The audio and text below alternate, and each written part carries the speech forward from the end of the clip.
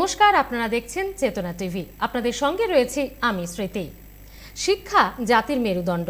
শিক্ষা আনে চেতনা, শিক্ষায় আবার কখনো কখনো আমাদের সফলতার দিকে এগিয়ে নিয়ে যায়। শিক্ষা আমাদের স্বপ্নকে সত্যি করে, আমাদের স্বপ্ন আমাদের আশাকে পূরণ করে। তবে সেই শিক্ষা হতে হবে সঠিক সময়ে, সঠিক পথে, সঠিকভাবে। একদমই তাই, ঠিক ধরেছেন। বিগত ৩৫ বছর ধরে রাইস এডুকেশন যেটা সফলতার সঙ্গে করে চলে আসছে নিজেদের স্টুডেন্টসদেরকে নিয়ে। এটা আমি না, আমরা বলছি না, এটা বলছে পরিসংখ্যান, এটা বলছে বিগত ৩৫ বছরের রেকর্ড। আজ রাইস অনলাইন ক্লাস থাকছে আপনাদের জন্য প্রত্যেক দিনই চেতনা টিভিতে, যেটা থেকে থাকে অ্যাজ ইউজুয়াল। আজকে থাকছে যে সাবজেক্ট নিয়ে আমরা পড়াশোনা করব, ডেফিনেটলি কম্পিটিটিভ ফিল্ডের একটা ইম্পর্টেন্ট সাবজেক্ট, পলিটিক্যাল সায়েন্স। আমাদের সঙ্গে রয়েছেন রাইস এডুকেশনের teacher ma'am Anuradha Basu. Ma'am, আপনাকে স্বাগত রাইস অনলাইন ক্লাস। নমস্কার ম্যাম, আজকের টপিক কি? কারণ পলিটিক্যাল সায়েন্স আমরা জানি একটা ভাস্ট সাবজেক্ট, গোটাটা 1 ঘন্টায় বোঝা একেবারেই সম্ভব নয়। তো আজকের টপিক কি? আজকে যে চ্যাপ্টারটার উপরে আমি ডিসকাশন করব সেটা হচ্ছে ফান্ডামেন্টাল রাইটস, যেটা কম্পিটিটিভ ফিল্ডে অত্যন্ত গুরুত্বপূর্ণ একটি চ্যাপ্টার। সেখান থেকে বিভিন্ন ধরনের প্রশ্ন আসে। তো কি ধরনের প্রশ্ন আসে, কিভাবে তার অ্যাপ্রোচ হওয়া উচিত, সেই বিষয়টা নিয়ে আজকে ওভারঅল একটা আলোচনা করব। একদম অ্যাজ ইউজুয়াল আমাদের স্টুডেন্টসরা তো সেটা জানেই, শুধু অনলাইন ক্লাস নয়, এই ক্লাসের মধ্যে দিয়ে প্রিপারেশন কিভাবে নেবে তোমরা, কিভাবে সঠিকভাবে কোয়েশ্চেন হ্যান্ডেল করতে হয়, এক্সাম হলে কতটা চটপট টাইম ম্যানেজমেন্ট করতে হয়, সব কিছুই কিন্তু এই ক্লাসগুলোতে তোমরা পেয়ে থাকো। আমি একদম সরাসরি ম্যামকে ক্লাস শুরু করতে বলবো, প্লিজ ম্যাম। একটু শুরু করি এভাবে। ফান্ডামেন্টাল রাইটস, যেটাকে আমরা সাধারণত বাংলাতে মৌলিক অধিকার বলে থাকি, সেই চ্যাপ্টারটা কম্পিটিটিভ ফিল্ডে অত্যন্ত গুরুত্বপূর্ণ একটি চ্যাপ্টার। শুধু WBCS নয়, WBCS ছাড়া বিভিন্ন ধরনের যে পরীক্ষাগুলো হয়, যেরকম আমরা রেলের পরীক্ষা দেখি বা যেরকম আমরা PSCর অন্যান্য পরীক্ষাগুলো দেখি, মোটামুটি সব পরীক্ষাতেই যে চ্যাপ্টারটা ছাড়া কনস্টিটিউশন চলবে না, সেই চ্যাপ্টারটা হচ্ছে ফান্ডামেন্টাল রাইটস। তো আমাদের সচেতন নাগরিক হিসাবে, ভারতবর্ষের নাগরিক হিসাবে প্রত্যেকেরই কম বেশি এই বিষয়টা সম্পর্কে একটা আইডিয়া থাকা উচিত। এবং এই চ্যাপ্টারটা পড়তে গেলে প্রথমেই একটা প্যানিক স্টুডেন্টদের মধ্যে তৈরি হয় যে ফান্ডামেন্টাল রাইটস মানেই প্রচুর আর্টিকেল পড়তে হবে, প্রচুর আর্টিকেল মনে রাখতে হবে, কিভাবে আমরা পড়বো না পড়বো। তো আমি বলবো যে চ্যাপ্টারটা পড়ার জন্য একটা খুব সুন্দর টেকনিক আছে। টেকনিকটা হচ্ছে যে আমরা প্রথমেই সব আর্টিকেলগুলোকে মুখস্থ করার দিকে যাব না, খুব অল্প অল্প করে পড়বো, চেষ্টা করব সেটার বেসিক কনসেপ্টটা মাথায় রাখতে। যদি সহজে জিনিসটা বুঝে যাই তাহলে কিন্তু জিনিসটা মাথায় সেট হয়ে যাবে। সুতরাং না বুঝে পড়লেই ব্যাপারটা মুখস্থর দিকে যাবে। যদি আমি বুঝে পড়ি তাহলে কোনোভাবেই সেটাকে মুখস্থ করতে হবে না। তো আমি বলবো যে ফান্ডামেন্টাল রাইটস থেকে আমাদের অ্যাপ্রোচটা প্রথমে কি হবে। আমরা প্রথমে একটু ইন্ট্রোডাক্টরি পার্ট দেখে নেব, যে মৌলিক অধিকার কাকে বলে, মৌলিক অধিকারের কনসেপ্ট কোন জায়গা থেকে এসছে, তার নেচারটা কীরকম, এবং তারপরে আমরা ধীরে ধীরে ফান্ডামেন্টাল রাইটসের যে ভ্যারিয়েশনগুলো আছে বা আমাদের দেশেতে যত রকমের মৌলিক অধিকার আছে সেই বিষয়গুলোকে নিয়ে ধীরে ধীরে আলোচনা করব। আমি চেষ্টা করব যে ওভারঅল পুরো ডিসকাশনটা আজকে কভার করতে, যাতে করে ছেলে মেয়েদের তোমাদের সুবিধা হয়। তো আমি প্রথমেই চলে যাব ফান্ডামেন্টাল রাইটসে একটা ইন্ট্রোডাক্টরি পার্টেতে। ফার্স্ট পয়েন্টে যেখানে আমরা একটা স্ক্রিনটার মধ্যে দেখো লিখেছি এসেনশিয়াল রাইটস, সেকেন্ড পয়েন্টে দেওয়া রয়েছে USA, থার্ড পয়েন্টে দেওয়া রয়েছে পার্ট 3 আর্টিকেল 12 to 35। তাহলে প্রশ্ন হচ্ছে যে এই 3টে পয়েন্ট আমার এখানে রাখা আছে, 3টে পয়েন্টকে আমাকে প্রথম আগে বুঝতে হবে কি মানে। ফার্স্ট পয়েন্টে দেওয়া রয়েছে এসেনশিয়াল রাইটস। এসেনশিয়াল রাইটসকে আমরা বাংলায় বলে থাকি প্রয়োজনীয় অধিকার। তাহলে ফান্ডামেন্টাল রাইটস হচ্ছে এমন কিছু অধিকার যে অধিকারগুলো মানুষের বেঁচে থাকার জন্য অত্যন্ত প্রয়োজন, অত্যন্ত গুরুত্বপূর্ণ। Without this rights man can not live smoothly. মানুষ স্বাভাবিকভাবে জীবনযাপন করতে পারবে না। একটা উদাহরণ দিই, রাইট টু ভোট, আমাদের ভোট দিতে পারার অধিকার। এই অধিকারটা কিন্তু আমাদের ডেলি লাইফের সঙ্গে জড়িত নয়। আমরা যদি কোনো একদিন ভোট দিতে না পারি, সেটা কিন্তু আমার 365 দিনের বেঁচে থাকাকে কোনোভাবেই প্রভাবিত করবে না। কিন্তু আমি যদি বাক স্বাধীনতা এনজয় করতে না পারি, আমি যদি কোথাও স্বাধীনভাবে চলাফেরা করার অধিকারকে এনজয় করতে না পারি, আমি যদি সুস্থভাবে নিজের জীবনটাকে যাপন করতে না পারি, সেটা কিন্তু আমার 365 দিনের বেঁচে থাকাকে অবশ্যই প্রভাবিত করবে। তাহলে এখান থেকে আমরা একটা ছোট্ট কনক্লুশনে আসতে পারি, দ্যাট ইজ ফান্ডামেন্টাল রাইটস হচ্ছে basic rights, basic human rights, কিন্তু বাকি অধিকারগুলো, সব অধিকারগুলোকে আমরা ফান্ডামেন্টাল রাইট বলবো না। যেরকম একটা উদাহরণ দিলাম, that is right to vote, it is not our fundamental right, but right two freedom of speech and expression, right to life, এগুলোকে আমরা আমাদের মৌলিক অধিকার বলবো। তাহলে ফার্স্ট পয়েন্টে মনে রাখতে হবে, ফান্ডামেন্টাল রাইটস আর essential rights for the all round development of human being. Second point, দেখো এখানে ইউএসএ লেখা রয়েছে, যার ফুল ফর্ম হচ্ছে United States of America. United States of America অর্থাৎ ইউএসএ থেকে আমরা এই কনসেপ্টটাকে অ্যাডপ্ট করেছি। তার মানে ফান্ডামেন্টাল রাইটের যে কনসেপ্ট, যে মৌলিক অধিকার থাকা উচিত দেশের সুস্থ নাগরিক জীবনযাপন করতে গেলে এই অধিকারগুলোকে এনশিওর করতে হবে, সেই বিষয়টা আমরা নিয়ে এসেছি ইউএসএ থেকে। থার্ড পয়েন্টে দেওয়া রয়েছে পার্ট 3 আর্টিকেল 12 to 35, অর্থাৎ 3 নম্বর পার্টে দেওয়া রয়েছে। কনস্টিটিউশনের 3 নম্বর পার্টে ফান্ডামেন্টাল রাইট সম্পর্কে ডিটেলে বলা আছে এবং 12 থেকে 35 নম্বর আর্টিকেলের মধ্যে ফান্ডামেন্টাল রাইট সম্পর্কে আলোচনা করা আছে। তাহলে আমাদের কম্পিটিটিভ ফিল্ডে যখন প্রশ্নগুলো আসবে, এইভাবে অ্যাপ্রোচটা হবে, কোন দেশ থেকে ফান্ডামেন্টাল রাইটের কনসেপ্ট অ্যাডপ্টেড হয়েছে। The concept of fundamental right is borrowed from which of the following country. 4টে অপশন থাকবে, উত্তর ইউএসএ। কোয়েশ্চেন হতে পারে, ফান্ডামেন্টাল রাইট আমাদের দেশের সংবিধানে কোন পার্টে আছে বা কোন আর্টিকেলে আছে। এটা খুবই কমন একটা কোয়েশ্চেন, মোটামুটি সবাইকারই জানা বিষয়টা। পার্ট 3-তে আছে, 12 থেকে 35 নম্বর আর্টিকেলে আছে। এবার যদি আমরা পরের পার্টে যাই, নেক্সট যে চ্যাপ্টারটাতে, মানে নেক্সট যে টপিকটাতে, সেই টপিকটা হচ্ছে যে নেচারটা কীরকম। ফান্ডামেন্টাল রাইট তো আছে বুঝলাম, যেটা সংবিধান স্বীকৃতি দিচ্ছে, মানুষের জীবনযাপনের জন্য অত্যন্ত প্রয়োজন। কিন্তু এই অধিকার যদি আজকে আমার নষ্ট হয়, যদি ভায়োলেটেড হয়, if my fundamental right is violated, তাহলে তার সমাধান কি আছে? তার সমাধান হচ্ছে আমরা সেই অধিকারটাকে ফিরিয়ে আনার জন্য ডাইরেক্টলি সুপ্রিম কোর্টে মুভ করতে পারি। তার মানে নেচারটা হচ্ছে জাস্টিসিয়েবল। জাস্টিসিয়েবলকে আমরা বাংলায় বলে থাকি বিচারযোগ্য। অর্থাৎ আমার মৌলিক অধিকার নষ্ট হলে আমি সরাসরি সেই অধিকারটাকে ফিরিয়ে আনার জন্য অবশ্যই সুপ্রিম কোর্টের কাছে মুভ করতে পারবো। সুতরাং আমরা এর পরের পার্টটাতে আসবো, দ্যাট ইজ ফান্ডামেন্টাল রাইটের যে নেচারটা, সেটাকে আমরা কিভাবে লিখব না জাস্টিসিয়েবল।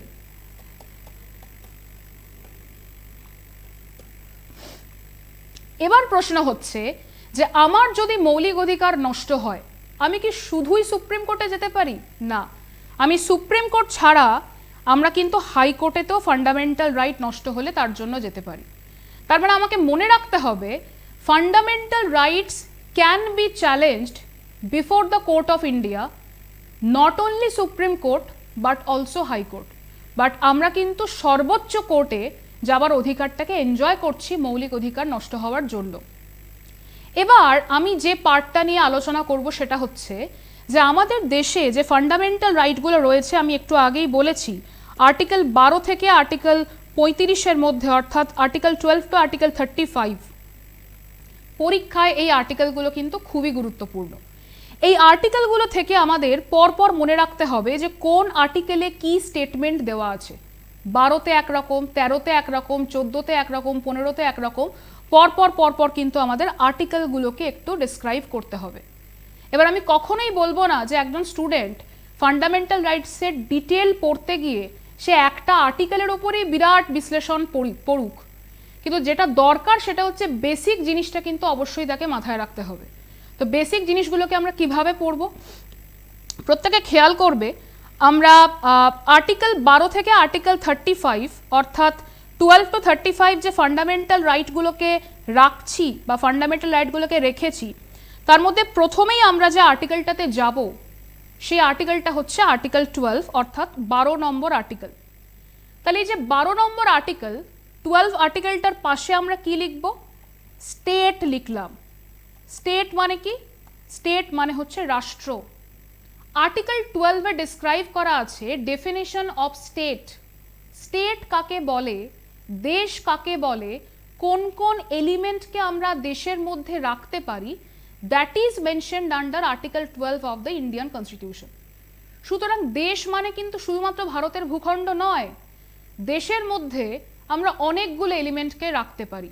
দেশের মধ্যে আমরা পার্লামেন্টকে রাখতে পারি,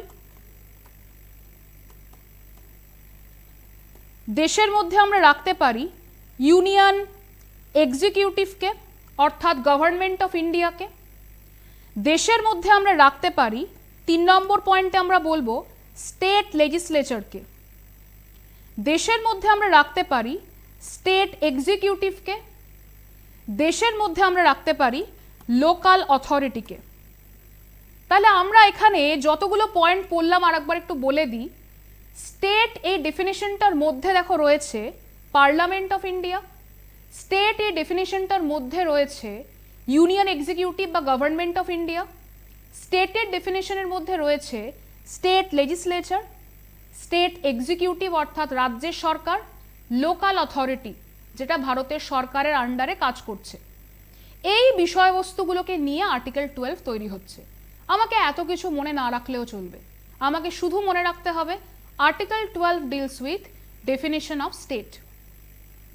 নেক্সট যে আর্টিকেলটা আছে দ্যাট ইজ আর্টিকেল 13 বা 13 নম্বর আর্টিকেল। তাহলে আর্টিকেল 13টাতে আমরা যাব। 13 নম্বর আর্টিকেলটাতে কি বলছে এটা একটু দেখতে হবে আমাদের। এখান থেকে আমাদের বিসিএস প্রিলিমসে শুধু নয় মেন্সেও কিন্তু এই ধরনের প্রশ্ন আসে যে আর্টিকেল 13 কি বিষয় নিয়ে আলোচনা করে। তাহলে আর্টিকেল 13 যে বিষয়টা নিয়ে আলোচনা করছে দ্যাট ইজ ফান্ডামেন্টাল রাইটের সিগনিফিক্যান্স, অর্থাৎ ভারতবর্ষে মৌলিক অধিকারের যে তাৎপর্য সেটা। এবার আমরা যদি কনস্টিটিউশনে আর্টিকেল 13 ওপেন করি আমরা কিন্তু এটা দেখব না লেখা আছে যে সিগনিফিক্যান্স অফ ফান্ডামেন্টাল রাইটস, না। আর্টিকেল 13 ডিল করছে এরকম একটা স্টেটমেন্ট দিয়ে, lodge which are inconsistent with fundamental rights shall be declared as void। মানে কি, যে সমস্ত আইন মৌলিক অধিকারকে বাধা দিচ্ছে, যে সমস্ত আইন মৌলিক অধিকারের প্রয়োগে কোনোভাবে ভায়োলেশন তৈরি করছে, কোনোভাবে সমস্যা তৈরি করছে, সেই আইনগুলোকে কিন্তু সুপ্রিম কোর্ট অফ ইন্ডিয়া বা হাইকোর্ট সেই আইনগুলোকে বাতিল করে দিতে পারে, ভয়েড করতে পারে, আনকনস্টিটিউশনাল বলে ডিক্লেয়ার করতে পারে। তার মানে মোদ্দা কথা হলো ফান্ডামেন্টাল রাইটকে কিন্তু কোনোভাবেই আমরা চাপা দেব না। কোনো আইন, পার্লামেন্টের বানানো কোনো আইন, স্টেট লেজিসলেচারের বানানো কোনো আইন, সেই আইন যদি কোনোভাবে মৌলিক অধিকারকে নষ্ট করে, মাইন্ড ইট, মৌলিক অধিকারকে চ্যালেঞ্জ করে, মৌলিক অধিকারকে ভায়োলেট করে, তাহলে কিন্তু আইনটা নষ্ট হবে, নট ফান্ডামেন্টাল রাইট। তার মানে আমরা এখান থেকে বুঝতেই পারি যে ফান্ডামেন্টাল রাইট কতখানি সিগনিফিক্যান্ট, কতখানি তাৎপর্যপূর্ণ, সেটা আমরা আর্টিকেল 13 থেকে বুঝতে পারি। 12 এবং 13 হচ্ছে ইন্ট্রোডাক্টরি পার্ট, খুব ভালো করে প্রত্যেককে খেয়াল রাখতে হবে। এবার আমরা যে আর্টিকেলটাতে যাব that is article 14, 14 number article. তো আর্টিকেল 14 যদি আমরা একটু ডিসকাস করি তাহলে আমরা দেখতে পাবো যে আর্টিকেল 14 এর মধ্যে বেশ অদ্ভুত একটা জিনিস দেওয়া আছে। কি সেই জিনিস? দেখো আর্টিকেল 14 লিখলাম, 14 এর পাশে আমি লিখলাম ইবিএল স্ল্যাশ দিয়ে লিখলাম ইপিএল। আবার বলি, আর্টিকেল 14 এর পাশে আমি অ্যাব্রিভিয়েশন ইউজ করলাম ইবিএল স্ল্যাশ দিয়ে লিখলাম ইপিএল। এবার আমি এটার ফুল ফর্ম বলবো। আর্টিকেল 14 এ বলছে ইকুয়ালিটি বিফোর ল, ইবিএল কে ফুল ফর্মে বলা হয়ে থাকে ইকুয়ালিটি বিফোর ল, স্ল্যাশ দিয়ে ইপিএল কে ফুল ফর্মে বলা হয়ে থাকে ইকুয়াল প্রোটেকশন অফ ল। এবার প্রশ্ন হচ্ছে যে এই দুটো স্টেটমেন্টের মানে কি?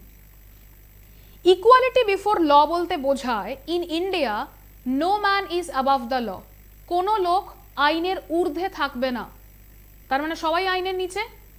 এবং ইকুয়াল প্রোটেকশন অফ ল বলতে বোঝায় in India everybody will be protected equally before the law of the land, আদালতের চোখে সকলে সমানভাবে স্বীকৃত হবে বা সুরক্ষিত হবে।